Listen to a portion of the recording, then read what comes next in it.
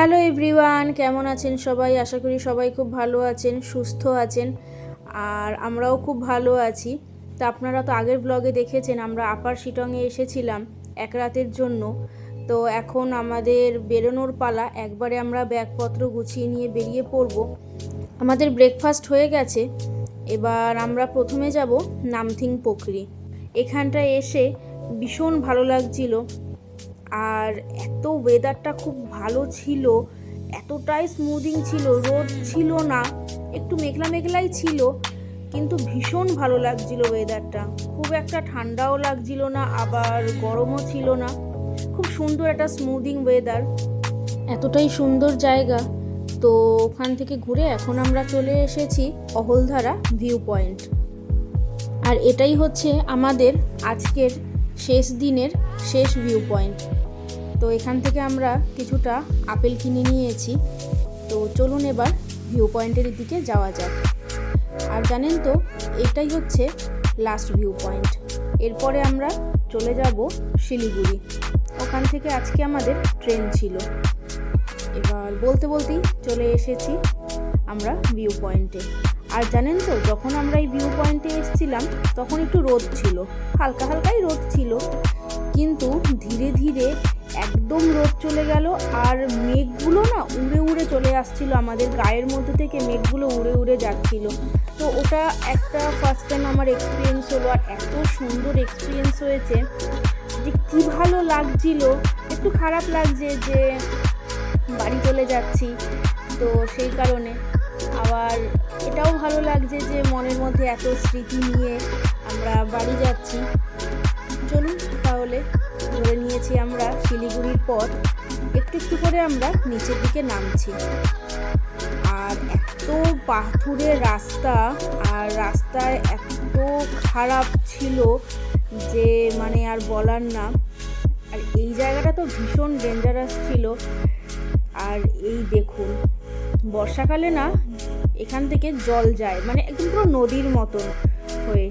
তো ওটা ড্রাইভার দাদা বলছিল আমরা একটু দুপুরই শিলিগুড়ি পৌঁছে যাব। আর ও শিলিগুড়ি থেকে শিয়ালদা যাওয়ার ট্রেন আমাদের ছিল সন্ধেবেলা। তো খানিকটা অপেক্ষা করতে হবে।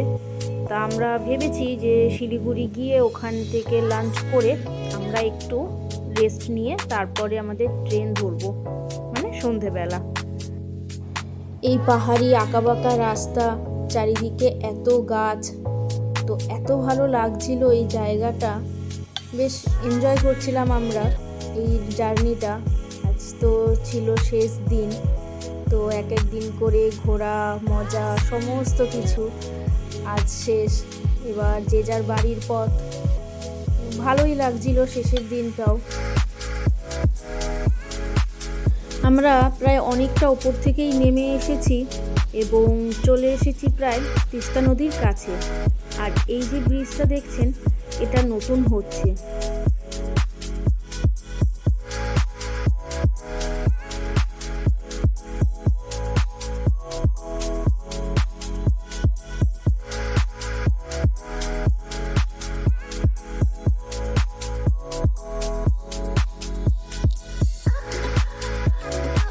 এই হচ্ছে তিস্তা নদী।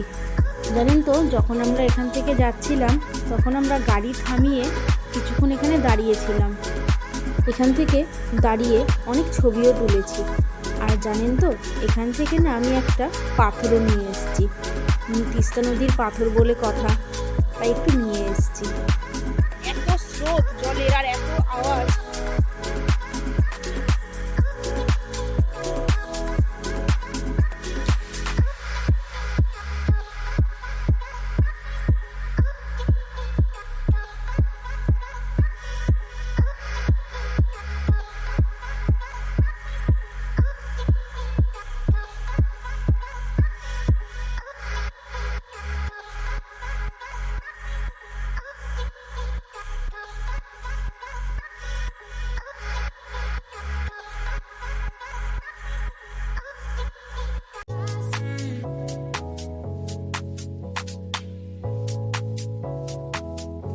চলে এসেছি আমরা সেবকের কালী মন্দির। তো এখন আমরা ওখানেই যাব। আমরা যখন আগের বার এসেছিলাম সিকিম ঘুরতে, তখন আমার অনেক ইচ্ছে ছিল যে সেবকের কালী মন্দিরে যাব, মায়ের দর্শন করব, তো সেই সময় আর পসিবল হয়নি।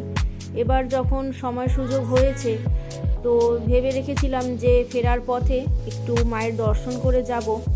তাই যেমন কথা তেমন কাজ, চলে এসেছি মায়ের দর্শন করতে। এতগুলো সিঁড়ি যে উঠতে গিয়ে মা আর মাসি তো হাঁপিয়েই যাচ্ছিল, সঙ্গে আমরাও হাঁপিয়ে যাচ্ছিলাম। মন্দিরে ফটো ভিডিও করা বারণ ছিল, তাই মন্দিরের ভেতরে আর কিছু ফটো বা ভিডিও কিছুই করতে পারিনি। আর এই ওপর থেকে দেখুন খুব সুন্দর লাগছিল। আর এই যে সাইডে এইটা নাকি ঝর্ণার জলটা নদীর আকারে পাহাড়ের গা বেয়ে পড়ে, তো বর্ষাকালে হয়, সেটা দেখতে খুব ভালো লাগে। আর ওই যে মা আর মাসি হাঁপিয়ে গেছে, তাই ওরা ধীরে ধীরে উঠছে, কিন্তু এখন আমরা ওপরে যাব। নিষেধ বলে আর কিছু করতে পারিনি, তাই একটা ছবি দিয়ে এলাম আপনাদের সাথে, আপনারা একটু মায়ের দর্শন করে নিন। প্রায় 3টে সাড়ে 3টে নাগাদ আমরা এনজিপি পৌঁছে গেছি। এখন আমরা গাড়ি থেকে সমস্ত জিনিসপত্রগুলো নামিয়ে নেব। এখন আমরা একবারে লাঞ্চ করে তারপরে আমরা প্ল্যাটফর্মের মধ্যেই একটু বসেছিলাম।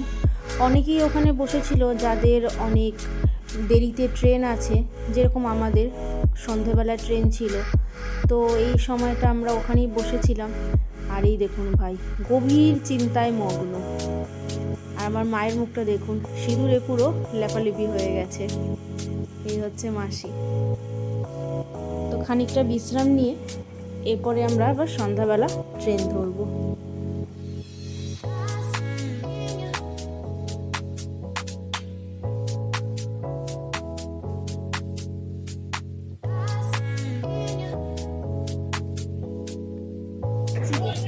আমাদের টিকিট স্লিপারে ছিল, তো এখন 7:30টার সময় আমরা জানতে পারলাম, আমাদের ট্রেন 8:30টায় পদাতিক এক্সপ্রেস। তো 7:30টার সময় এখন আমরা জানতে পারলাম যে আমাদের স্লিপারের টিকিট আপগ্রেড হয়ে এসিতে চলে গেছে। তো ওইটার জন্য জানতে আমরা এনকোয়ারিতে এসেছিলাম। এনকোয়ারিতে এসে জানতে পারলাম আমাদের S2-তে ছিল, আর সেটা B1-এ চলে গেছে। এসেছে আমাদের ট্রেন। আর আপনারা তো শুনলেন, আমি বললাম যে আমাদের টিকিট আপগ্রেড হয়ে গেছিলো।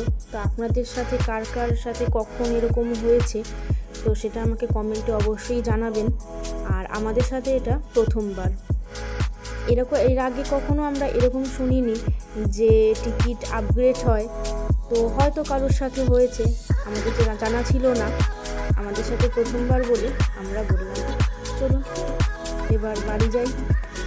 আজ তাহলে এইটুকুই, আবার দেখা হবে অন্য একটি নতুন ভিডিওতে। আর আমার এই ভিডিওটা যদি আপনাদের ভালো লেগে থাকে তাহলে অবশ্যই লাইক শেয়ার করে দেবেন। চ্যানেলটি সাবস্ক্রাইব করে পাশে থাকার অনুরোধ রইল। বেল আইকন প্রেস করতে ভুলবেন না।